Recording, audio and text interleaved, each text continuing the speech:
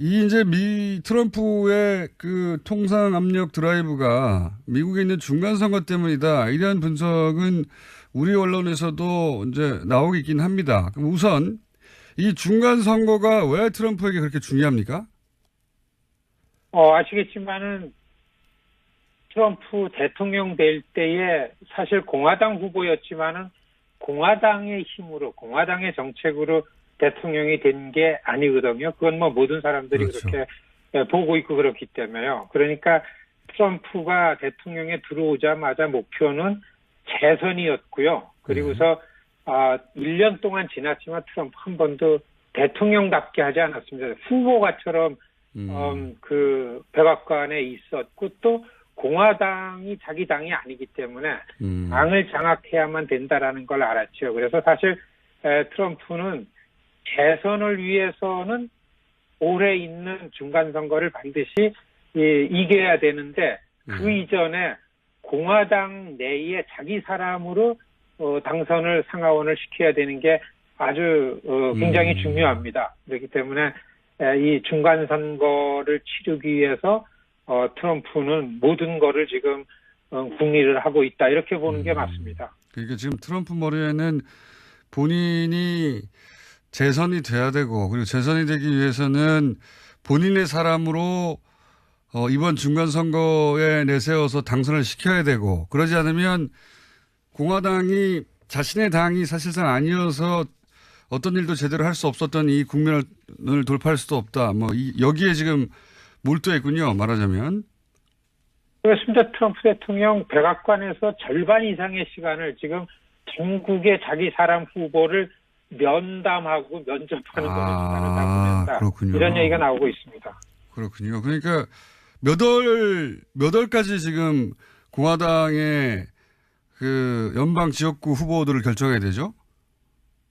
지금 그 공화당 트럼프 대책반에서는 6월, 올해 6월까지 치러지는 공화당 각 지역 예비 선거전이 중요하다. 그래서 6월 전까지 이런 후보들 면접을 다 끝낸다. 이런 일입니다. 그렇군요. 하원 의원 전원이 바뀌는 거죠? 이번 선거를 통해서. 그렇죠. 하원 2년 임기 하원 전원이고 상원도 3분의 1이 바뀌고 그리고 또 재선을 위해서는 굉장히 중요한 플로리다, 오하이오, 펜실베니아 주지사 선거가 있습니다. 트럼프한테는 굉장히 중요하죠. 그러면은 그 백악관 차원에서 이런 선거 대책반이 꾸려져 있습니까?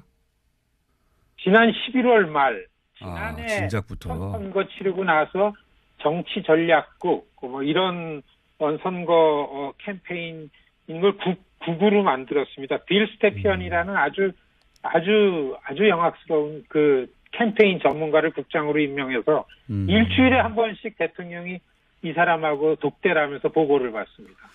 그렇군요. 지난 11월에 이미 만들어졌고 그리고 올해 6월까지는 공화당 후보로 자기 사람이 예비 선거에서 이기도록 만들어야 되고 그래서 매주 독대에 가면 이 대책반을 굴리고 있다. 이런 상황이군요. 이런 건 제대로 보도가 안 돼서 저희가 잘 몰랐는데.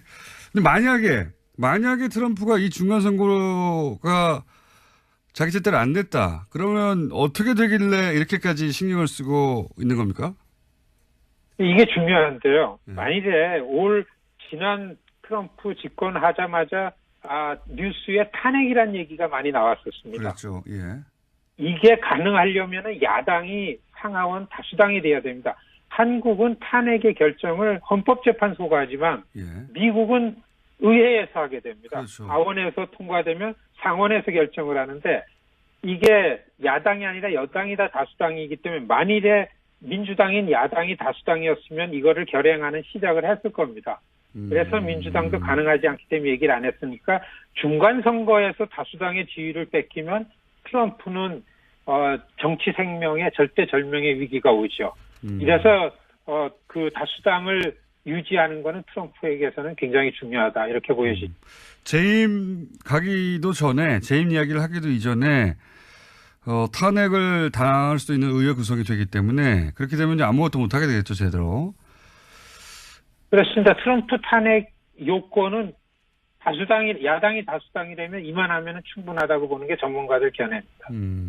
그리고 뭐 최근에 뭐 러시아 스캔들이라든가 이런 것도 이제 막기가 어려워지겠죠, 당연히. 그렇습니다. 네. 그래서 이제 트럼프가 본인을 당선시켜 준 지지층, 뭐 러스트벨트라고 하는 몰락한 과거의 산업지대, 그 지대 자동차하고 철강 뭐 산업 지역이죠. 그 지역의 유권자들을 바라보며 이렇게 통상 압력, 철강 갑자기 관세 높이고 이런 전략을 펼치는 거다. 이런 분석이 그러면 결국은 중간 선거용이다. 이렇게 보는 게 맞는 거네요. 그렇습니다. 그 러스트벨트의 백인 노동자 저소득층들 예. 상식적으로 보면 민주당 지지자들 같지만은 지난 선거를 통해서 절대 그렇지 않다라는 거를 트럼프가 본 거죠. 예. 펜실베니아, 오하이오, 미시건, 위스콘신, 일리노이, 인디애나, 아이오와 이런 지역들은 아주 명확합니다. 철강과 자동차 공업 지역, 여기에 어려워진 백인 노동자들, 이게 지난 1년 동안 자기가 하는 정치에 대해서 점점 확대되고 공고화됐다라는 거를 알게 됐습니다. 트럼프가요. 점점 이러한 선거 전략은 강화되고 공격적이 될 거라고 봅니다. 이게 이제 그렇게 연결하면 딱 들어맞네요. 그러니까 GM이 공장을 폐쇄하고 미국으로 돌아가려고 하는 것도 뭐 트럼프 정부에서 이거 봐라 GM도 돌아왔다라고 하면서 이제 GM 쪽에다가 아마 무슨 큰 혜택을 약속하거나 그런 게 있었을 법하고, 그리고 철강에 이렇게 크게 관세를 우리한테 부여하겠다고 하는 것도 높게 동맹 아니다. 장사하는 동맹 아니다라고 말까지 하면서 하는 거 보면 결국 딱 이 지역을 노리고 지금 나오는 통상 압력이네요. 그죠? 그렇습니다. 일반적으로 동맹이라고 하면은 한국 쪽에서 볼 때는 안보라는 걸 떠올리고 동맹인데, 예. 트럼프는 대통령 후보 때서부터 이야기를 해왔고, 맞습니다. 그리고 그러한 입장은 지금까지 변화되지 않았기 때문에 통상과 외교 관련한 거는 따로 생각하는 건 분명하고, 그리고 국내 정치, 미국 내 선거에 관해서는 외교 안보라는 건 큰 영향이 아니고 통상 경제, 이것이 큰 영향을 미치기 때문에 이렇게 분리해서 보는 것이 맞다. 이렇게 생각이 되죠.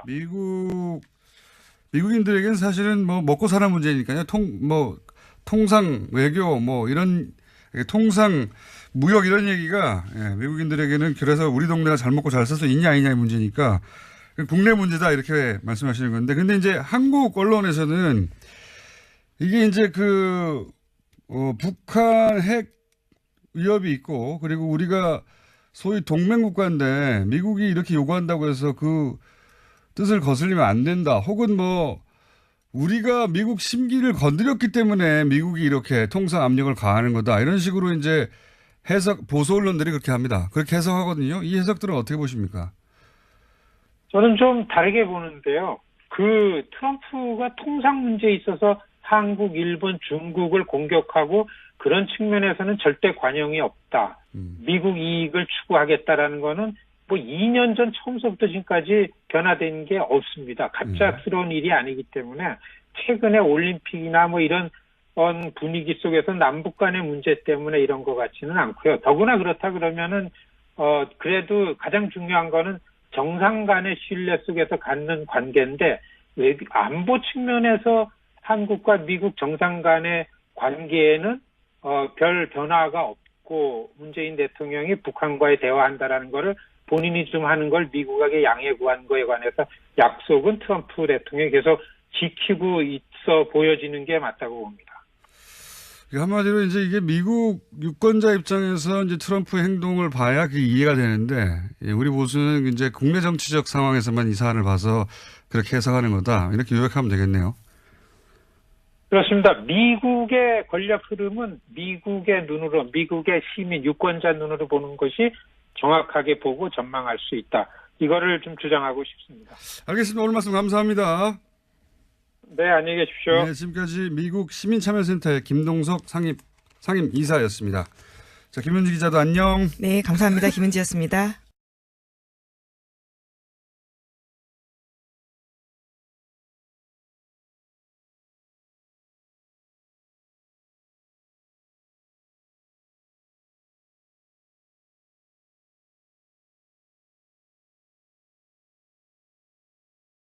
지사 선거가 있습니다. 트럼프한테는 뭐 굉장히 중요하죠. 그러면은 그 백악관 차원에서 이런 선거 대책반이 꾸려져 있습니까?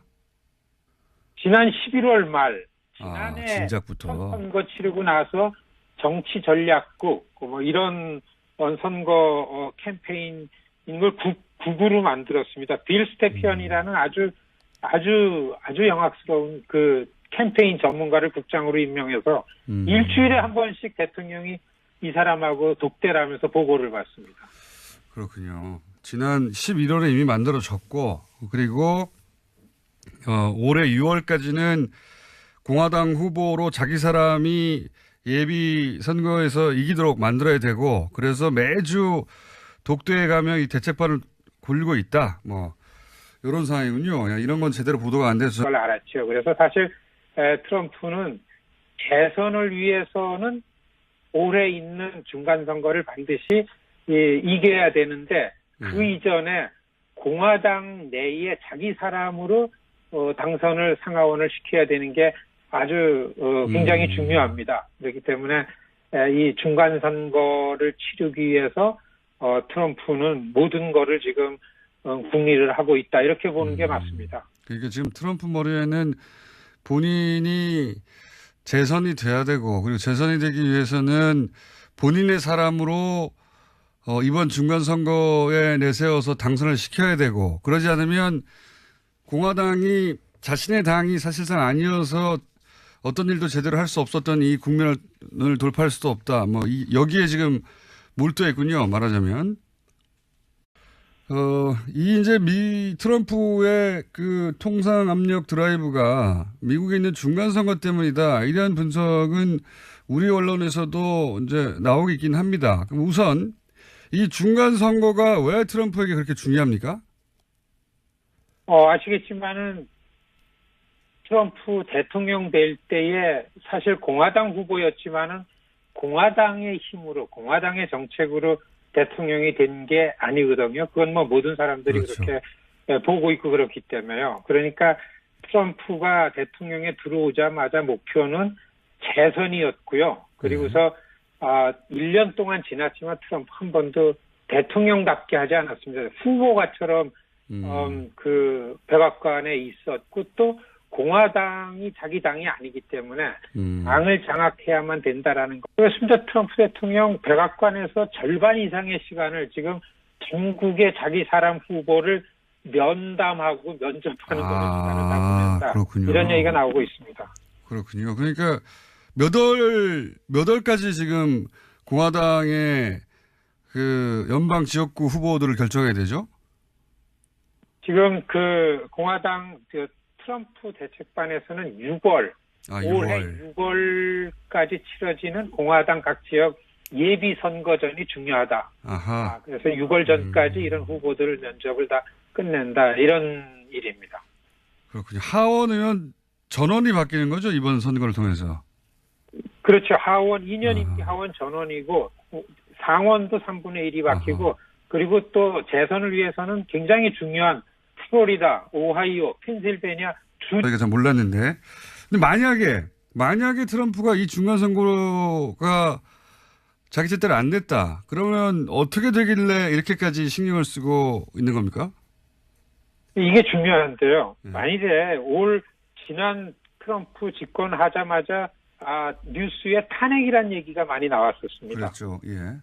이게 가능하려면 야당이 상하원 다수당이 돼야 됩니다. 한국은 탄핵의 결정을 헌법재판소가 하지만 미국은 의회에서 하게 됩니다. 그렇죠. 하원에서 통과되면 상원에서 결정을 하는데 이게 야당이 아니라 여당이 다 다수당이기 때문에 만일에 민주당인 야당이 다수당이었으면 이거를 결행하는 시작을 했을 겁니다.